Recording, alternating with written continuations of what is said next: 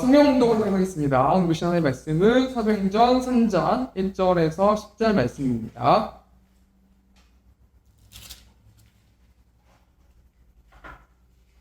사도행전 3장 1절에서 10절 말씀 제가 분독하겠습니다.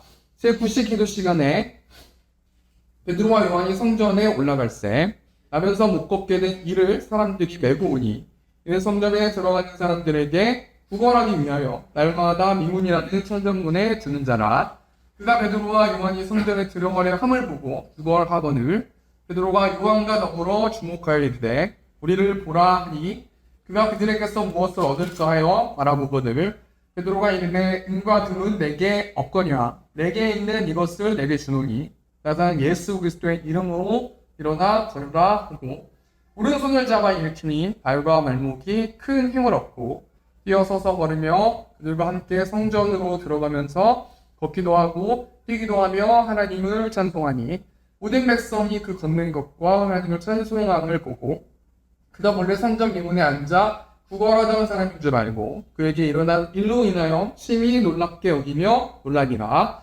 아멘. 오늘 사도행전 3장 1절 10절 말씀 가지고 구걸하는 인생이 찬양하는 인생으로 라는 제목을 가지고 하나님의 말씀 나오도록 하겠습니다.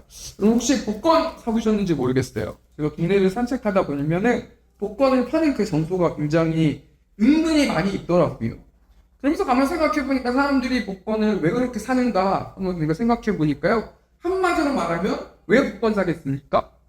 돈 때문에 사겠죠. 우리가 돈을 1,000원인가요? 저는 복권을 소문 내다봐가지고 1,000원인가 5,000원인가 그랬던 것 같은데 복권을 사면은 1등을 하면요. 제가 인터넷에서 찾아보니까 한 장 복권을 구매해가지고 1등을 하면은 25억을 벌 수 있는데 물론 이제 세금을 떼면은 정확하게 얼마 정도 되는지는 모르겠지만 아무튼 20억 가까이 되는 어떤 이 돈을 갑자기 하루아침에 벌 수가 있게 되는 거예요. 그 사람들이 저마다 막 복권을 사는 거예요. 가만히 생각해보니까 돈 때문에 복권을 사는데 한마디로 말해서 더 깊이 생각해봤을 때는 왜 복권을 사는가? 한마디로 말하면 희망이 없는 것이죠. 한마디로 말하면 내 힘으로 뭔가 더 행복하고 또 돈이 많아지고 더 뭔가 멋있는 인생, 좋은 인생, 정말 기쁜 인생, 가치 있는 인생을 내 힘으로 뭔가 할 수 없으니까 복권을 사서라도 혹시라도 당첨이 되면은 나는 돈만 많으면 정말 가치 있는 삶을 살 것이다 라고 생각하면서 복권을 사는 거 아니겠습니까? 제가 방금도 이야기했지만 저는 복권 한 번도 사본 적이 없어요. 근데 왜 저는 복권을 왜 안 사냐면요. 하나님께서 저에게서 너무나 잘 알고 계시기 때문에 모든 것은 하나님이 은혜하시잖아요. 근데 제가 그 복권을 당첨돼서 20억이 가까운 그 돈을 저에게 그런 소득이 생기면 제가 그렇게 무릎 꿇면서 하나님께 기도하거나 그럴 것 같지는 않거든요. 그런 맥락으로 봤을 때는 분명히 하나님이 저를 복권에 당첨되게 해주시지 않을 걸 알기 때문에 저는 복권을 사지 않고 있거든요. 어찌됐건 간에 앞에 얘기 정리해보면 뭐 있습니까? 복권 사는 이유가 뭡니까? 돈 때문에 사는 거고 희망이 없는 거기 때문에 혹시라도 복권이 당첨되면은 내가 뭔가 구걸하는 인생이 아니라 정말 내가 뭔가 가치 있는 인생으로 되지 않을까라는 생각 때문에 복권을 사는 거 아니겠습니까? 이번 주에 기사를 하나 보았는데 제목이 뭐냐면 필리핀 구걸 소녀라는 제목이에요. 이 이야기가 간단하거든요. 필리핀에 룩방이라는 길거리가 있는데 거기에 구걸하는 거지가 있어요. 아버지도 구걸하고 자녀들도 구걸해요. 아버지가 5남매를 낳는데 쓰레기통을 막 뒤져가지고 구걸해가지고 그 자녀들까지 먹고 사는 거예요. 그러니까 이 소녀도 자연스럽게 아버지가 구걸하니까 이 소녀도 구걸했단 말이에요. 근데 어느 날 갑자기 구걸하고 있는데 사진 기사 사람이 한 명 와가지고요. 사진 작가예요. 사진 작가가 한 명 와가지고요. 사진을 막 찍은 거예요. 그리고 그 사진 작가가 어떻게 하다가 사진 현장에서 보니까 이 소녀가 너무나 이쁘고 너무나 아름다운 거예요. 그래서 이 사진 작가가 이 소녀와 상관없이 그냥 인터넷에 올리는 거예요. 자신의 그 사진도 그렇고 그냥 막 올리는 거예요. 그러다가 이 소녀가 이슈가 된 거예요. 그 유명세를 타게 돼가지고요. 방송 활동까지 하면서 새로운 삶을 살게 되었다. 그렇기 때문에 조금 이 필리핀에서 좀 유명한 사람이 되었다라는 그 기사를 보았는데요. 이 앞에 두 예화가 무엇을 말하는 겁니까? 이 땅에 있는 사람들이 삶의 희망을 잃어버린 사람들도 많고, 그렇기 때문에 복권이라는 매개체를 통해서 또는 부자가 되고 싶어 하고 또는 대박 인생을 꿈꾸면서 자신의 빈 마음을 채우기 위해서 구걸하고 있다는 거예요. 꼭 물질적인 것만 구걸하는 게 아니라 여러 사람도 구걸하고 사람도 구걸하고 계속해서 구걸하는 인생을 살아가고 있는 거 아닌가라는 생각을 해보았는데요. 오늘 본 말씀 보니까요, 삶의 희망을 잃어버리고 삶의 자리에서 구걸하는 사람이 나와요. 그 사람이 어떤 사람이냐면 성전 앞에 있는 구걸하는 거지거든요. 여기 본 말씀이 너무 유명한 말씀이기 때문에 우리 2절 말씀 보면은 그 구걸하는 사람의 특징이 나오는데요. 2절 말씀 보니까 나면서 못 걷게 된 길을 사람들이 메고 오니 이는 성전에 들어가는 사람들에게 구걸하기 위하여 날마다 미문이라는 성전문에 두는 자라. 이 구걸하는 것의 특징이 세 가지가 나오는데 첫 번째 보면 2절 보니까 나면서 못 걷게 된 이 말씀을 직역하면요, 무태로부터 못 걷게 된 이라는 뜻을 가지고 있거든요. 성전 거지는 나면서부터 못 걸었기 때문에 한 번도 걸어본 적이 없는 사람이에요. 그러니까 이 성전 거지는 한 번도 못 걸어봤고, 이 당시 사회의 풍조를 보면은 보통 장애가 있는 사람들이 어떤 생각을 갖고 있었냐면 신의 저주를 받은 존재라고 생각했단 말이에요. 그러니까 이 성전 거지는 나면서부터 못 걸었기 때문에 난 절대적 어떤 신에게 버림받은 존재구나. 그 신은 나를 사랑하지 않는 나는 그런 존재구나 라는 생각을 했다는 거예요. 두 번째로 성전 거지가 어떤 사람이냐면요, 사람들이 메고 오니 라는 말씀이 2절 말씀에 나오는데요. 이 성전 거지는 한마디로 말하면 자신의 힘으로 혼자 살아갈 수 없는 사람이에요. 이 성전 거지가 아무리 노력을 하고 노력을 하려고 해도 이 거지 생활에서 삶을 벗어날 수가 없어요. 한마디로 성전 거지는 희망이 없는 사람이에요. 어떤 꿈도 없고 소망도 없고 잘될 가능성이 전혀 없는, 하루하루 그냥 그렇게 사람들이 메어오면은 거지처럼 구걸하다가 사람들이 다시 집에 데려다 주면 좀 쉬었다가 그 다음날에 구걸하다가 계속 구걸하는 사람이에요.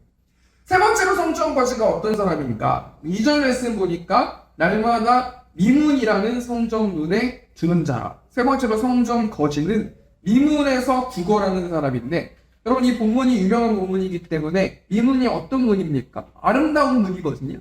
앞에 사진 보시면요, 이 당시에 이 미문이라는 어떤 이 아름다운 문이 저런 분위기로 되어 있었던 것 같아요. 이 문의 높이가 23m 정도 되고요. 금과 은으로 입혀진 황동으로 만들어진 웅장한 문이 있고, 또 이 문은 이방인의 뜰과 여인의 뜰 사이에 위치한 굉장히 아름다운 문이에요. 굉장히 아름다운 이 미문 앞에서 이 성전 거지는 그 안에 있는 성전에 들어갈 수도 없고, 하나님께서 자신을 버렸다라고 생각을 하고 희망이 없는 사람이기 때문에요, 자신의 장애나 컴플렉스 때문에 하나님을 만나지 못하는 자, 계속 삶에서 매일매일 죽어있는 자, 성전 안에 하나님의 임재가 있다고 이 당시에 느꼈으니까 대부분 사람들이 성전 안에서 하나님과 임재하신 하나님을 만나는 어떤 그런 사람들이 있는가 하면, 자신의 어떤 장애 때문에 율법에는 어떤 장애 있는 자가 성전에 들어갈 수 없기 때문에 하나님을 만나고 싶지만 하나님의 문 언저리에서 하나님을 만나기 위해서 들어가지도 못하고 버림받았다라고 생각하는 그런 사람이 구걸하는 거지라는, 이런 사람이 누구를 만납니까? 오늘 본 말씀 보면 베드로와 요한을 만나는데, 우리 사도행전 3장 1절 말씀 보니까 제9시의 기도 시간에 베드로와 요한이 성전에 올라갔어요. 여러분, 베드로하고 요한이 이 당시에 어떤 존재입니까? 이 베드로와 요한은, 특별히 베드로는요, 예루살렘 교회의 리더였어요. 여러분, 사도행전 말씀이 너무 유명한 말씀이기 때문에 사도행전 1장 8장에 성령을 받을 것이다, 내 증인이 될 것이다 라고 말하고 2장에서 어떤 내용이 나와요?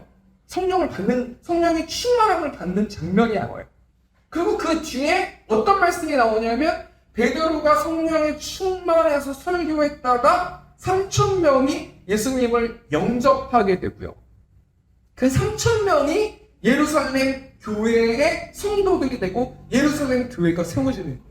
근데 여러분, 사람만 많은 게 아니라요. 그 3,000명이 같은 생각과 같은 마음을 가지면서 서로 교제하고 모든 물건을 공유하면서 엄청난 부흥을 일으켰는데 거기에 핵심 인물이 뭐냐면 베드로하고 요한이 거기에 핵심 인물이라는 거예요. 이 베드로하고 요한이 핵심 인물인데요. 지금 제 2시에 성전에 올라가서 기도하길 원하는데 뭐 여러분 잘 아시니까요. 제 2시가 오후 3시거든요.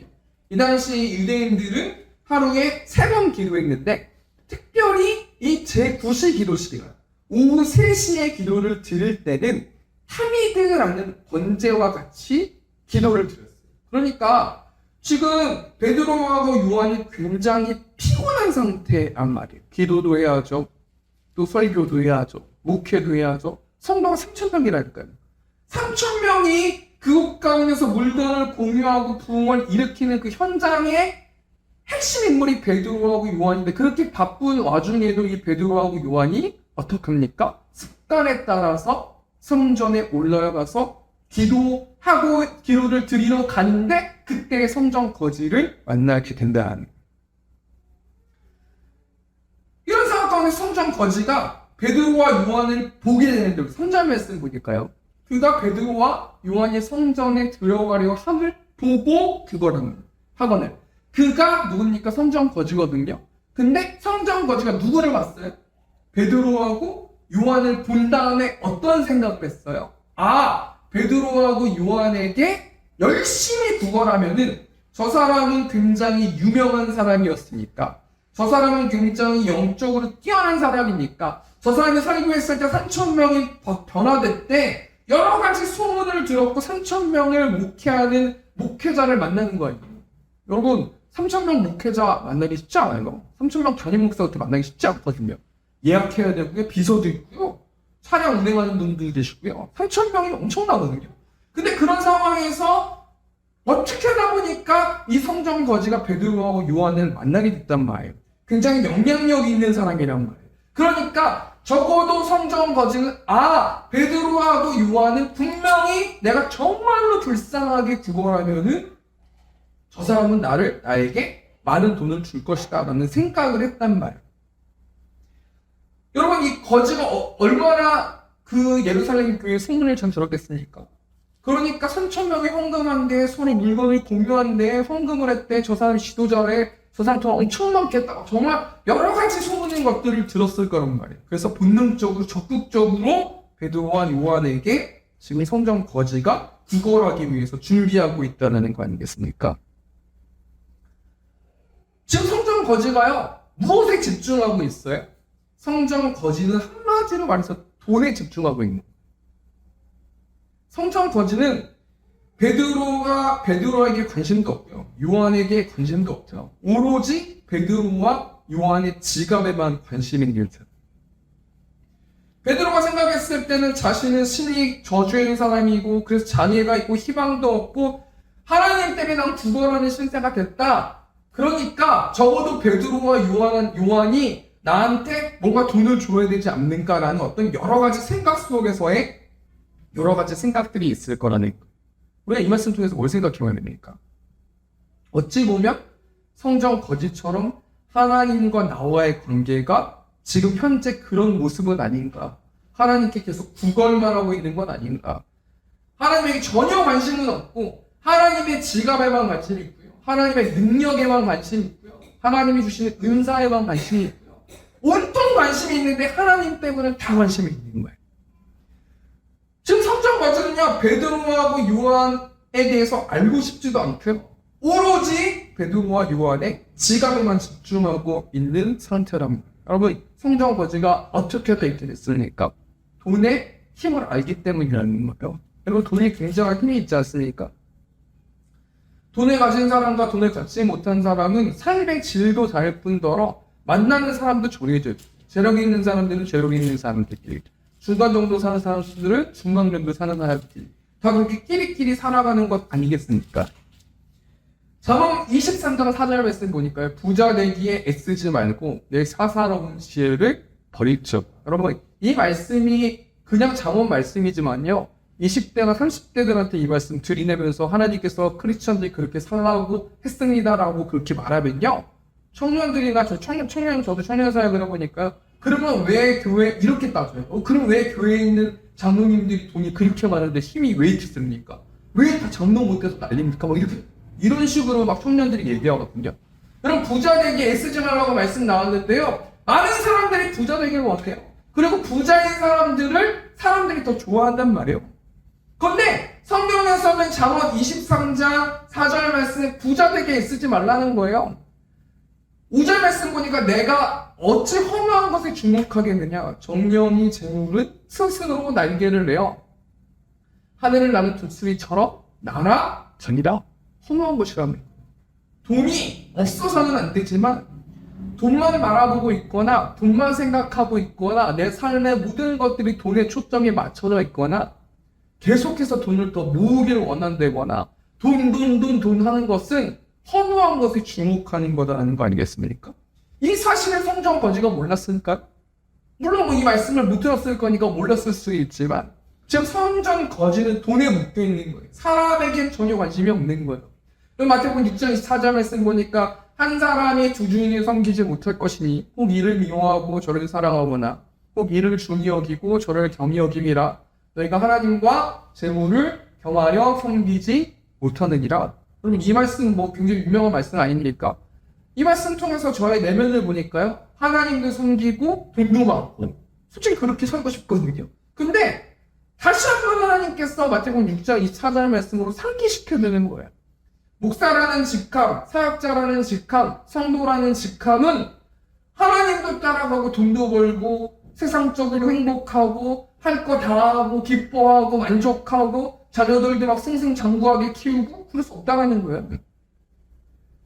한 사람이 두 주인을 섬길 수 없으니까 돈의 신을 섬기는 것을 내려놓으라는 거 아니겠습니까?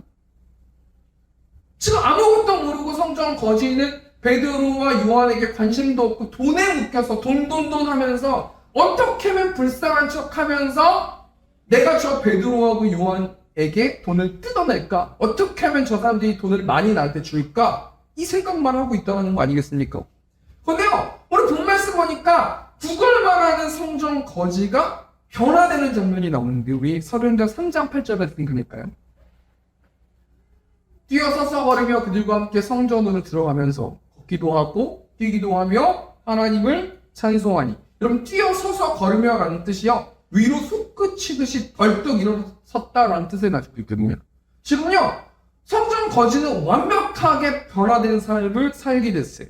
국어라는 거지의 인생에서 하나님을 찬송하는 인생으로 완벽하게 변화된 모습을 볼 수 있고 또 성전 거지가 어떻게 변화됐습니까? 우리 9절 말씀 보니까 모든 백성이 그 걷는 것과 하나님을 찬송함을 보고 10절 말씀 보니까 그가 원래 성전 미문에 앉아 구걸하던 사람인 줄 알고 그에게 일어난 일로 인하여 심히 놀랍게 여기며 놀라니라. 여러분 놀랍게 여기며 놀라니라. 여기서 놀랍게 또 놀라니라 이 단어가 어떤 뜻을 가지고 있냐면 엑스터시의 어원의 뜻을 가지고 있거든요.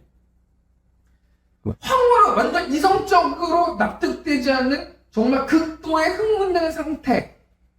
정말 이 거지가 변화된 모습을 보면서 사람들이 완전히 극도의 흥분된 상태처럼 어떻게 저 사람이 저렇게 거지인데 어떻게 뛰어서 찬양하는 존재가 됐고 원래 율법에 장애인들은 성전에 들어갈 수 없는 존재가 됐는데 어떻게 저 사람이 장애를 모든 것들을 낳게 되고 성전에서 찬양하면서 완벽하게 어떻게 변화된 삶을 살 수 있을까? 막 사람들이 막 정말 흥분하고 있는 상황 아닙니까? 성전 거지는 쉽게 말하면요. 순식간에 다른 사람이 되었고 또 성전 거지는 순식간에 영향력 있는 사람이 되었다.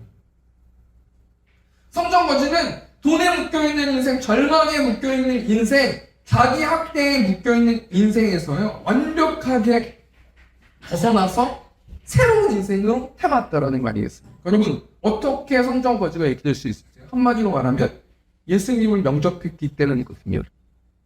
우리가 오늘 본 말씀 통해서요. 성전 거지가 예수님을 영접하는 과정 속에서 하나님이 우리에게 주신 영적 교훈 세 가지만 좀 생각해보고 우리가 이 말씀부터 좀 기록했으면 좋겠는데요. 그럼 첫 번째로요, 성전 거지가 어떻게 예수님을 영접했습니까? 우리 4절 말씀 보니까요. 베드로가 요한과 더불어 주목하여 이르되 우리를 보라 하니. 그래서 주목하다라는 단어가 응시하다라는 단어거든요. 베드로하고 요한이 계속해서 주목하고 집중해서 성전 거지를 쳐다보고 있다가 뭐라고 성전 거지한테 말하냐면 우리를 보라라고 말하고 있어요. 우리를 보라라는 이 메시지 앞에 성전 거지가 베드로와 요한의 말을 듣고 어떻게 반응합니까? 5절 말씀 보니까 그가 그들에게서 무엇을 얻을까며 바라보거늘 우리를 보라 하니까 보았다라는 거예요. 바라보았다라는 거 아니겠습니까? 성전 거지는 베드로와 요한을 처음부터 바라보고 있었거든요. 그런데 이 생각을 모두 알매도 불구하고 베드로와 요한이 왜 우리를 다시 바라보라고 말했을까? 성전 거지는 지금 무엇을 보고 있는 거예요? 왜 베드로하고 요한이 자신을 쳐다보고 있는 성전 거지에게 집중해서 나를 다시 쳐다보라, 집중해서 나를 바라보라 라고 왜 말했겠습니까? 베드로는요, 요한은요, 성전 거지에게 나의 지각만 바라보지 말고 고개를 들어서 정확하게 내가 믿고 있는 하나님을 바라보라 라는 이 말씀일 거예요. 이 말씀을 바라보았기 때문에, 실천했기 때문에 성전 거지가 예수님을 영접할 수 있었는데요. 이 말씀 통해서 우리에게 주시는 영적 교훈이 뭐냐면요. 우리는 하나님을 왜 바라보냐는 거예요. 왜 바라보고 있느냐는 거예요. 성전 거지는 무엇을 얻을까 해서 베드로하고 요한을 바라보았는데 우리도 하나님께 무엇을 얻을까 하여 하나님을 바라보지 말고 하나님 자체를 바라보라는 거예요. 하나님 자체를 알고 싶어 하고요. 하나님이 어떤 분이신지, 하나님이 얼마나 사랑이 많으신 분이신지, 하나님 어떤 능력을 갖고 계신 분이신지요. 내 관점과 내 초점 바꾸라는 거예요. 하나님께 복만 받기 위해서, 하나님의 지각만 갖기 위해서 하나님을 바라보지 말고요. 인격적으로 하나님이 정말 궁금하고 하나님께 집중하면서 바라보라 하고 영적 교훈을 주신다는 거 아니겠습니까? 첫 번째 되게 정리하니까요. 성전 거지가 어떻게 예수님을 영접했어요? 베드로하고 요한을 똑바로 바라봄으로 예수님을 영접했는데 이 말씀 중에서 우리에게 주시는 영적 교훈이 하나님의 지각만 바라보지 말고 인격적으로 하나님을 바라보고 대화하는. 그리고 두 번째요. 성전 거지가 어떻게 예수님을 영접했습니까? 6절 말씀 보니까요. 베드로가 이르되 은과 금은 내게 없거니와 내게 있는 이것을 내게 주노니 나사렛 예수 그리스도의 이름으로 일어나 걸으라 하노. 성전 거지가 어떻게 예수님을 영접했냐면요. 베드로와 요한의 말도 안 되는 말을 통해서 그 말을 들음을 통해서 예수님을 영접했어요.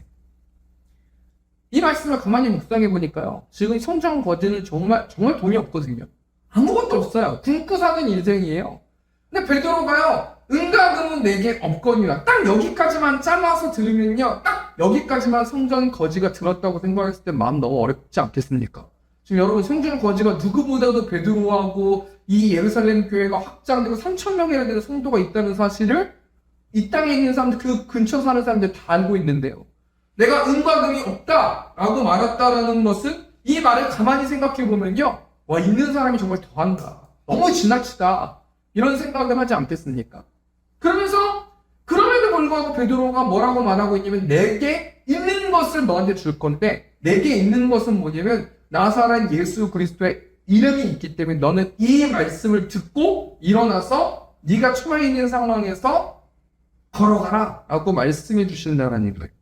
이 말씀 통해서 가만히 우리에게 주신 영적 교훈이 무엇인가 한번 생각해 보니까요. 여러분 예수 그리스도가 어떤 분이세요? 예수님은 구원자, 자기 백성을 그들의 죄에서 구원하실 분, 절망 중에 있는 사람을 구원해 주실 분, 아파서 낙심되고 소망이 없고 외로운 사람들을 일으켜 세우실 분, 그 예수님이 어떤 분이세요?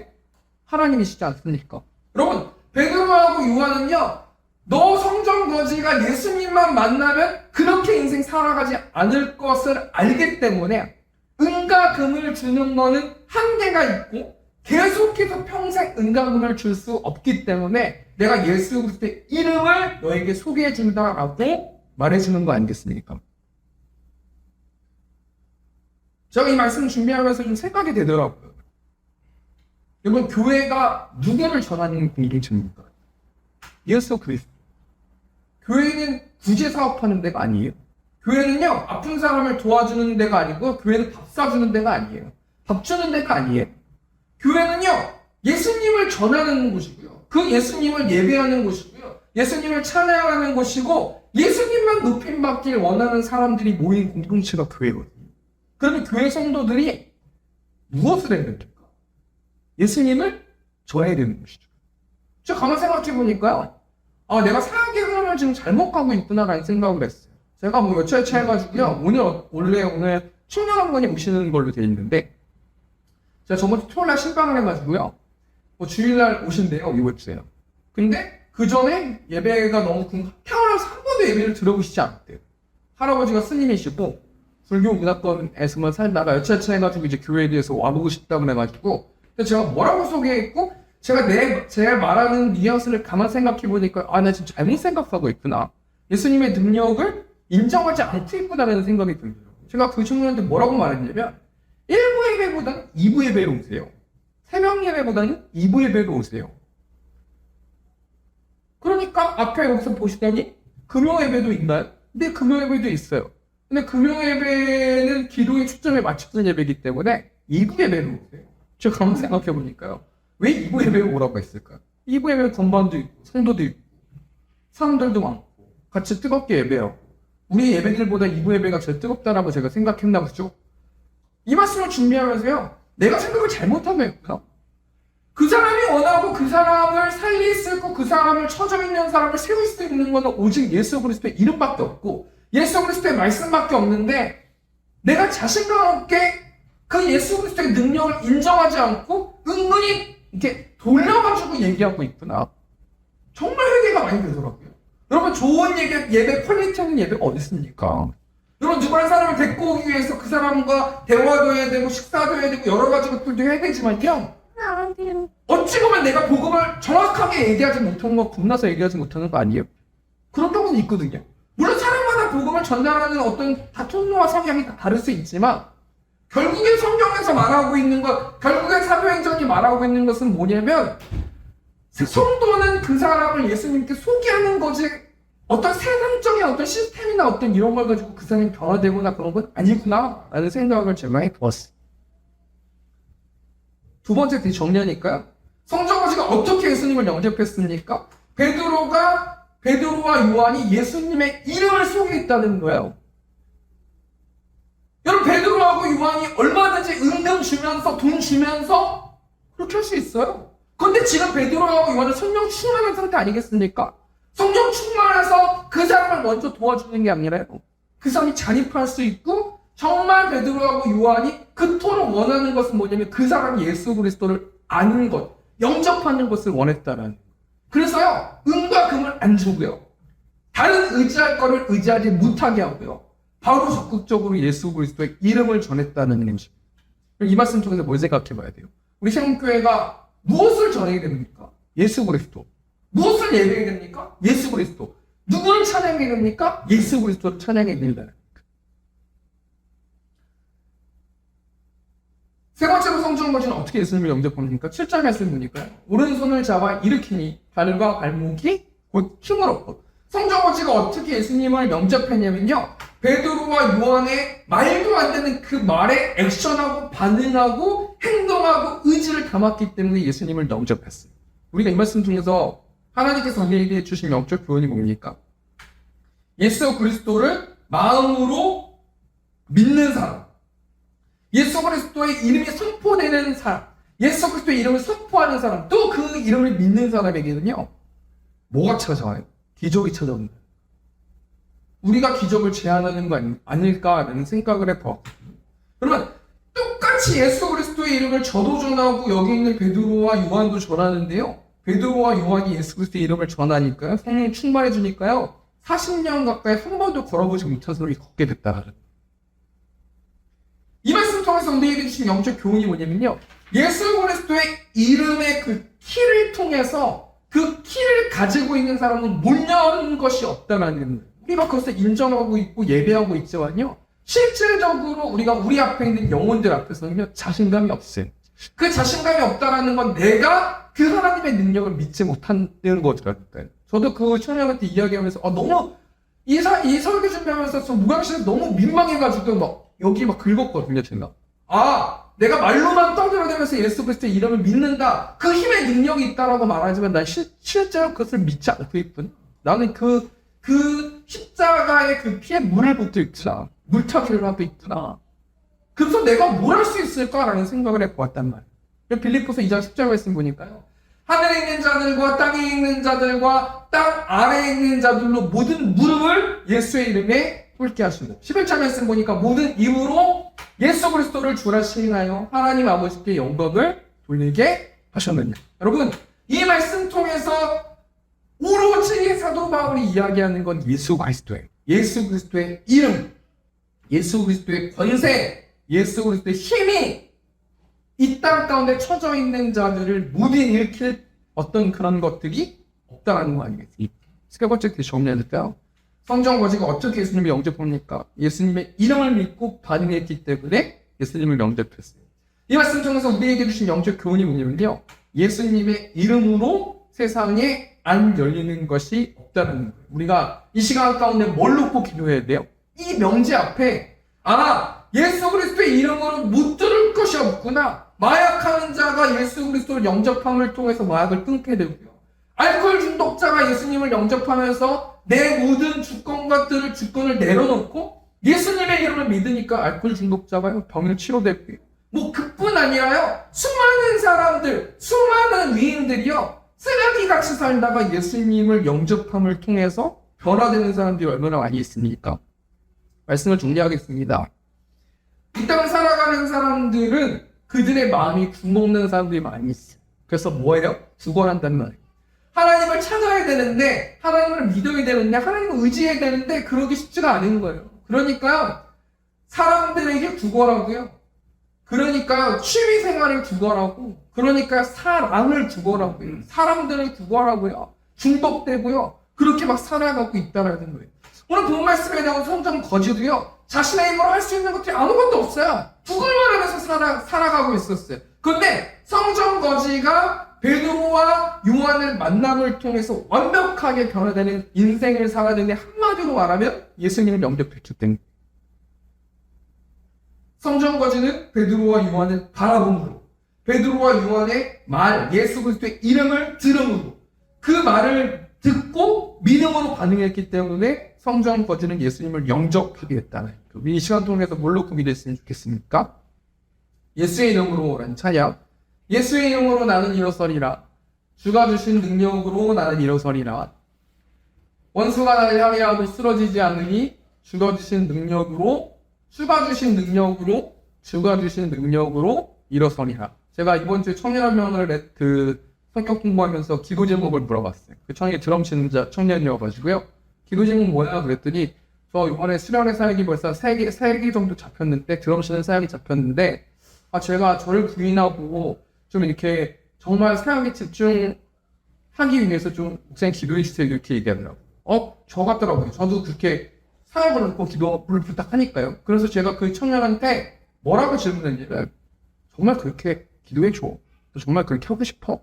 정말 너를 부인하고 너의 드럼 잘 치는 드럼을 뽐내지 않고 정말 쭈구리처럼 옆에서 이렇게 있으면서 정말 하나님만 높이 받고 너는 정말 저 구석에서 이렇게 하는 것처럼 그렇게 너 정말 하고 싶어?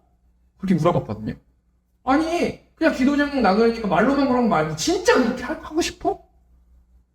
그럼 너 지금 뭐 해야 되냐? 그렇게 제가 물어봤어요. 뭐 해야 되냐요 저한테.